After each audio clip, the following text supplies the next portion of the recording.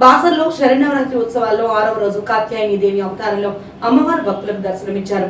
భక్తుల పుణ్య స్నానాలు, పూజా కార్యక్రమాలు నిర్వహించారు. వైదిక బృందం చతుషష్ఠి ఉపాచార పూజలు నిర్వహించి అమ్మవారికి మల్లె పుష్పార్చన, రవ్వ కేసరి నివేదించారు. ఆలయ విజయ రామారావు ప్రత్యేక ఏర్పాట్లు చేశారు. గోదావరి నదిలో పుణ్య స్నానాలు చేసి భక్తులు అమ్మవారి దర్శనానికి తరలివచ్చారు.